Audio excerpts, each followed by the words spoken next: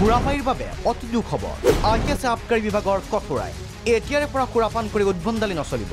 আহি আছে কঠোৰতকৈ কঠোৰাই। বুধবাৰে সদনত গৃহীত হয় আবকাৰী সংশোধনী বিধেয়ক 2018। এই আইনৰ প্ৰতিটো ধাৰাত আছে কঠোৰ শাস্তি। ক'ত ক'ত সুৰাপান কৰিব নোৱাৰিব।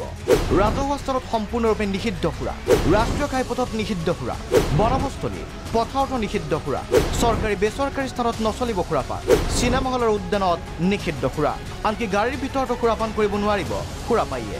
বাৰত সুৰাপান কৰি উদ্ভণ্ডালি কৰিলে দোষী সাব্যস্ত হ'ব বাৰ কৰ্তৃপক্ষ।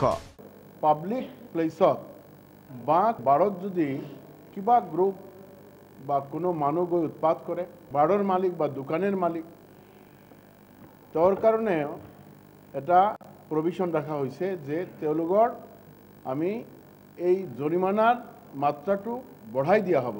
তেওঁলোকৰ সাজাও হ'ব, মিনিমাম 3 মাহকে সাজা হ'ব।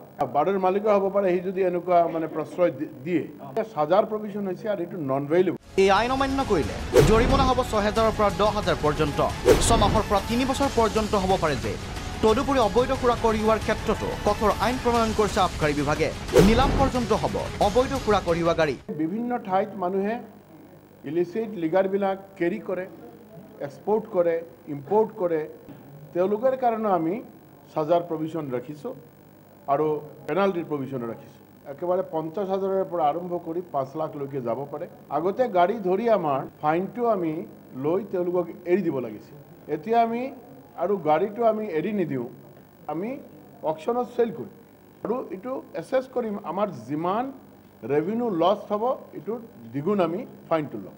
আবকাৰী বিভাগৰ এই নতুন আইনখন বিধানসভাত উত্থাপন কৰাৰ পাছতে আদৰণি জনাইছে বিৰোধী দলেও।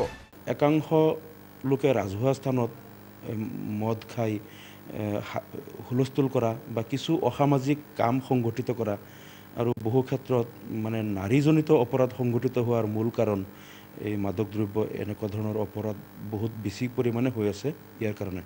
গতিকে আমি ভাল পাইছোঁ যে চৰকাৰে এই ক্ষেত্ৰত এটা প্ৰতিবন্ধকতা সৃষ্টি কৰাৰ কাৰণে আজি এই বিলখন আজি সদনত আনিছে। আৰু উল্লেখ্য যে এই নতুন আইনখন প্ৰযোজ্য হ'ব চলিত বৰ্ষৰ 1 এপ্ৰিলৰ পৰা। ভিডিঅ' জাৰ্নেলিষ্ট প্ৰণৱ ৰিজুৰ সৈতে জুঞ্জলি দত্ত বৰাৰ ৰিপৰ্ট, প্ৰাগ নিউজ।